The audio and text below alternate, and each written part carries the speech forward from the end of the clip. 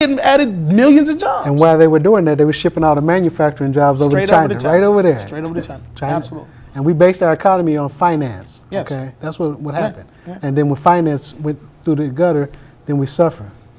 So back to Occupy. So these violent cities, man, what happened in Oakland? What's happening in Philadelphia, shooting and busting caps in people? Yeah, Oakland had a combination of infiltration by individuals intent upon causing violence and by a very, very aggressive police tactics. And when those two things mix together, you end up getting violence. Okay. There was I don't think Oakland as a whole had any intentions of violence breaking out, but the police came in very, very strong on them.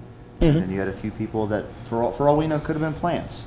Mm-hmm. And in Cincinnati, I mean, Occupy the Hood, Occupy Cincinnati, we have no intent on it. Yeah, you haven't. Yeah, you really have a very good relationship with the police. We're not, you know. Despite the arrest. We're for change. You woke a friend of mine up and she was staying at the Garfield Hotel one night and y'all woke her up. She didn't get no sleep. Yeah, she wasn't happy about that. She didn't come out and join us? No, she was from out of town, man. She was she had to be up early to work in the morning. She probably got woke up because the police were probably waking us up. So I'd also like to absolutely, send my condolences to Charlotte Neal and the Neal family in Lexington, Kentucky. She lost her husband, and absolutely, I'd like to send condolences to Charlotte for her loss of a husband that she was married a long time.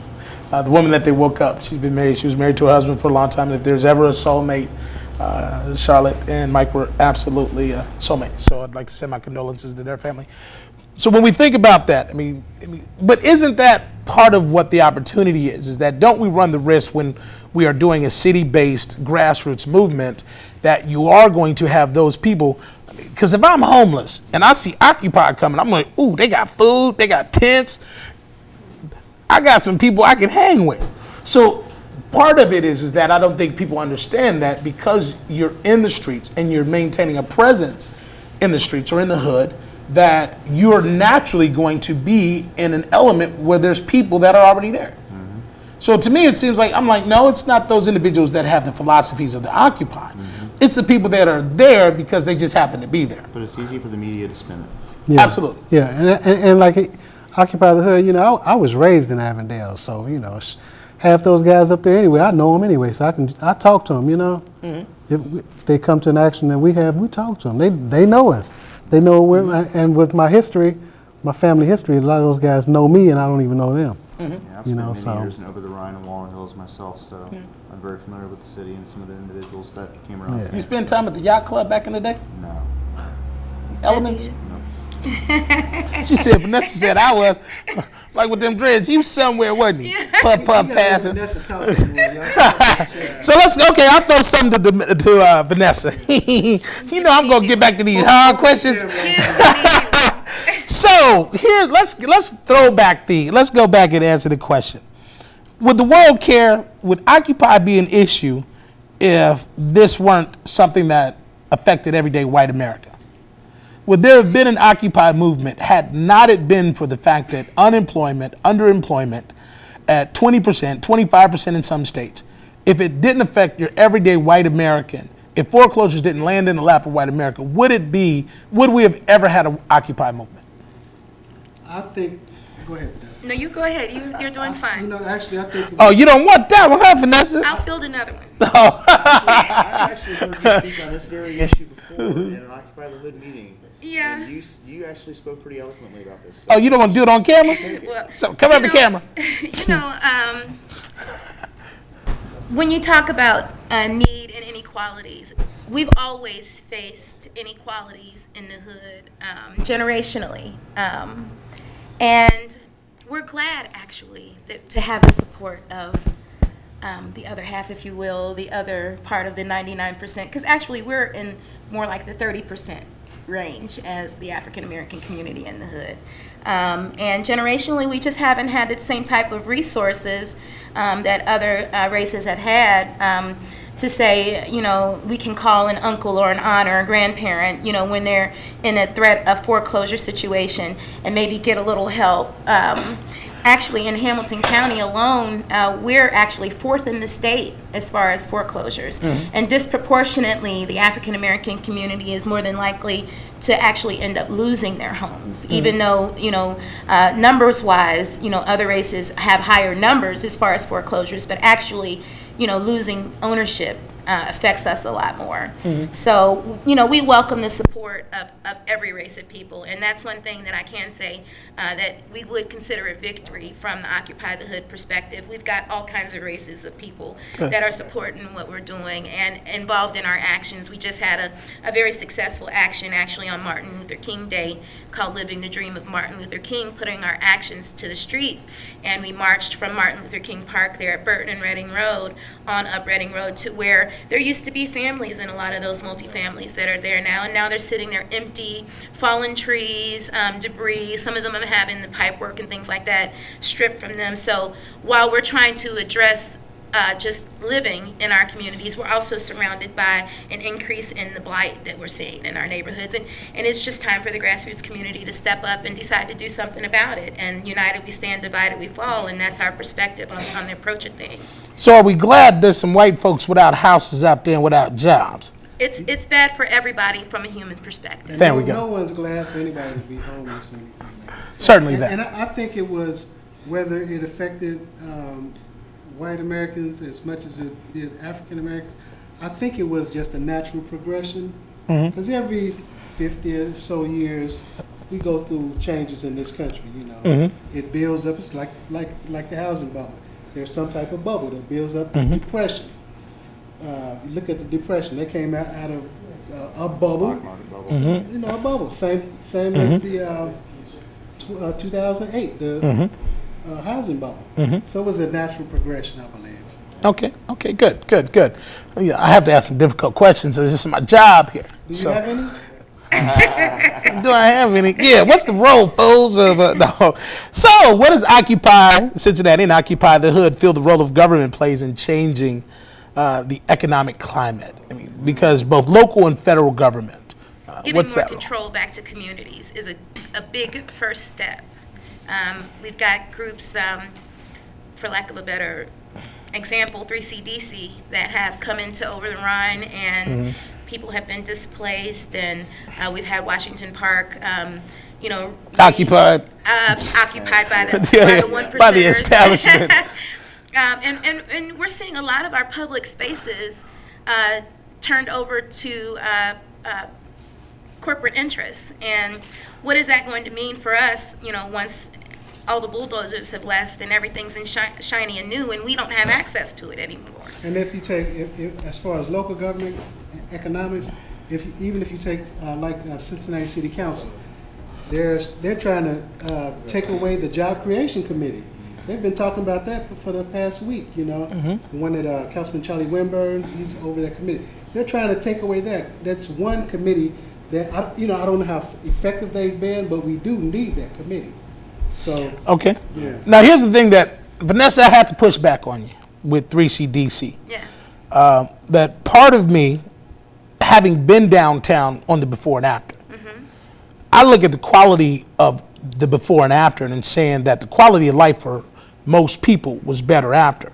So we were right around the corner on Ezra Charles, where we had Lincoln Courts right behind our building, had Laurel Homes, smokestacks right across the street.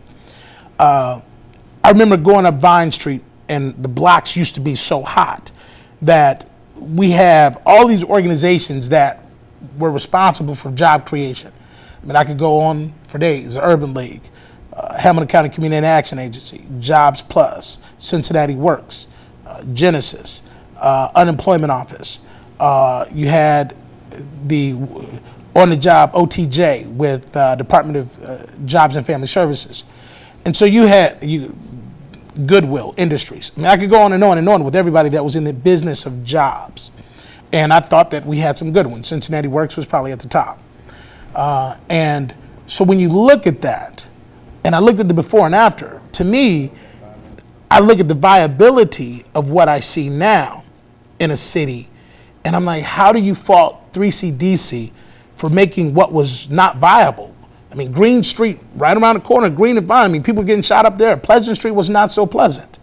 And so you look at it now and say, we brought small businesses, overpriced hamburgers to Vine Street, but how do we fault them? Or what else could we have done?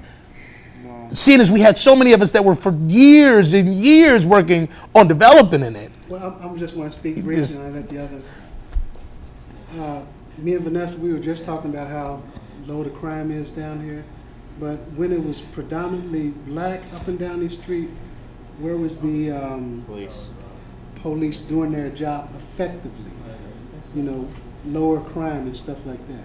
It didn't seem to become a problem until they wanted to build it up for a certain class of people. Okay? That's just my take on it. Yeah, and there's also a strong component of the fact that 3CDC doesn't really have effective citizen representation in the decisions they make.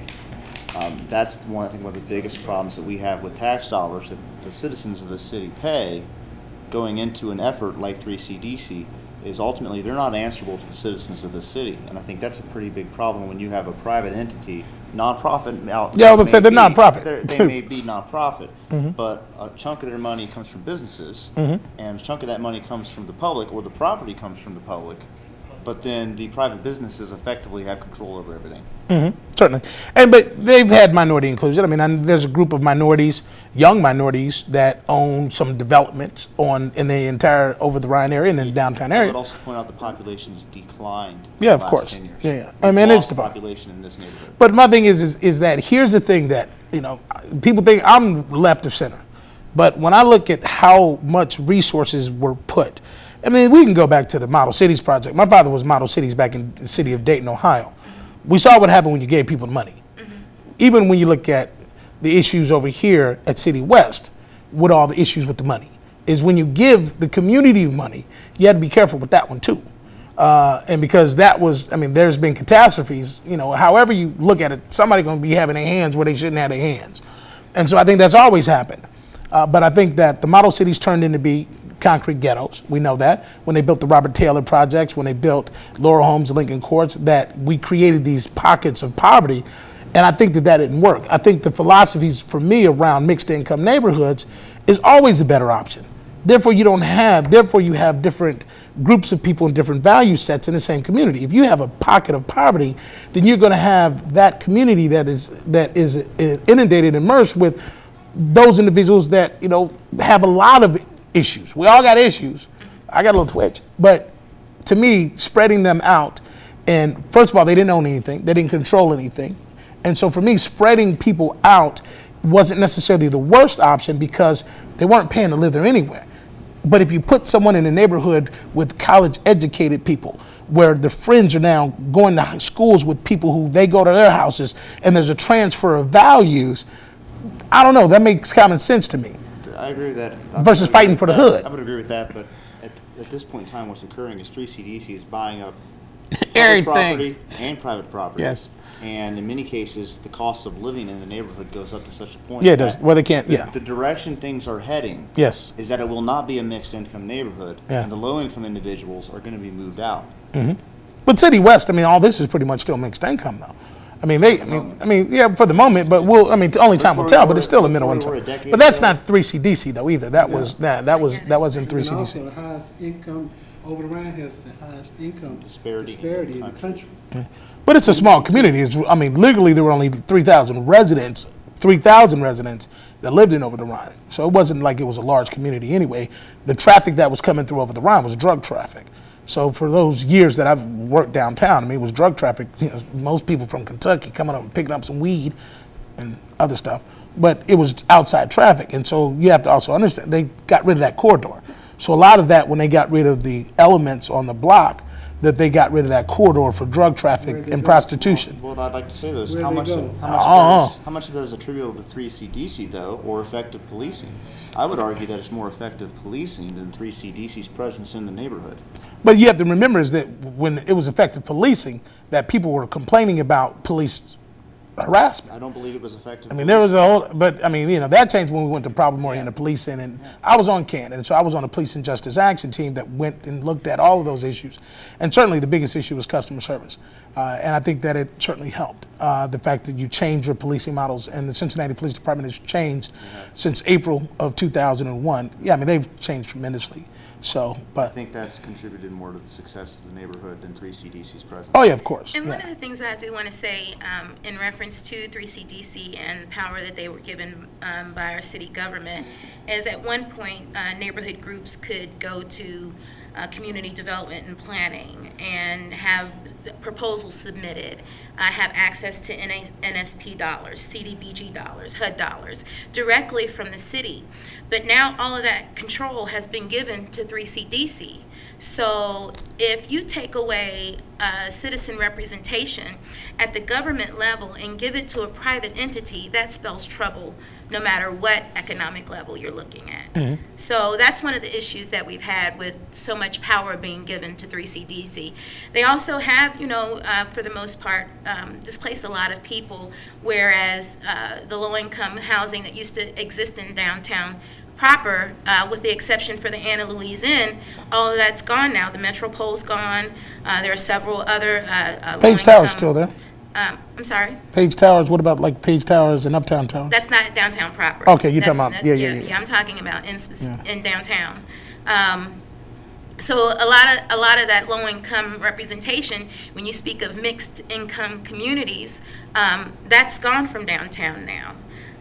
We also have a high increase of low-income units that are no longer in over the Rhine. Mm-hmm. And so as we, I guess, strive towards balance, we also have to look at, how many jobs has 3CDC created for neighborhood residents? How many people from the community have actually, gained gainful employment or even secured contracts with 3CDC? Okay. That's the perspective that the People's Platform and Occupy the Hood Over the Rhine are looking at. And what we'll do is we definitely want to give you just 15 seconds going down the line, anything coming up as we begin wrapping up. I mean, this has been a great conversation, and you see how fast it goes and how alive it goes. And we will actually probably at some point invite 3CDC and maybe yourself back, Vanessa, so you can have, a healthy dialogue. I'll make sure you get all the questions beforehand so everybody can have responses. But just, 15 seconds, 10, 15 seconds. Nathan, you just going down the line. Well, Occupy Cincinnati, we meet every Saturday at 1 o'clock in Piatt Park. We rally there for about an hour or so. We march through downtown. We usually have a different theme each week. We have General Assemblies Monday night, and we have General Assemblies on Wednesday nights and Saturday afternoon at the library. The Monday and Wednesday nights are at Brian Gary's office. And then Friday we have a potluck, and Sunday we have movie night. Thank you. Occupy the Hood, we meet every Wednesday at 6 o'clock at the Avondale Pride Center. It's 3520 Burnett Avenue, on the corner of Burnett and Forest Avenue, every Wednesday at 6 o'clock. And we ask people to come out with their foreclosure stories. And like I said, we're thinking about probably in a good process of filing a class action lawsuit against a lot of the banks. So we need people to come out and give their stories. Okay. I just want to thank you for having us here today, and I want to say that we can be reached on Facebook at Occupy the Hood Cincinnati. We're also on Twitter at OTH_Cincinnati, and our phone number where we can be reached is area code 513-655-2578. Thank you. We'd like to thank Occupy Cincinnati and Occupy the Hood for spending time and joining us here this evening at the G Show, the Genesis Men's Hour, and we look forward to coming live into your homes every month, the last Friday of every month. And so we look and excited about seeing you. Thank you, ladies and gentlemen. This has been a lively show. Great first show of the year. We're looking for the rest of the show. And have a blessed weekend. Everyone out there, be safe.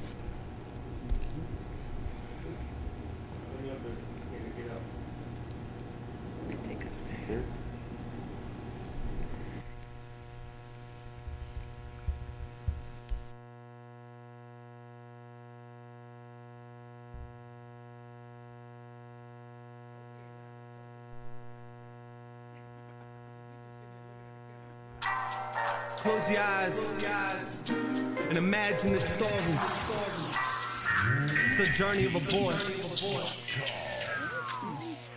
Pick Picture this, a shy boy from a small town. Wrote his first rap when he was just 10. Grew up loving hip-hop ever since then, and held tightly to it like a mom does a baby. Fell even deeper in love when he heard Shady. Now he rides around on his bike freestyling, finding natural high, now he's free-minded. Writing rhymes all day in a chair reclining. Never spoke much, he thought his music defined him. Kinda like a puppy clad in a silver lining. All rusty old necklace with a flawless diamond. No matter how they tarnished him, he just kept shining. Told him all he's gonna go far with his music. They just laughed at him, I don't think he could do it. He didn't listen to him, the hate made him strong. Now he sits in his chair every day writing songs like days go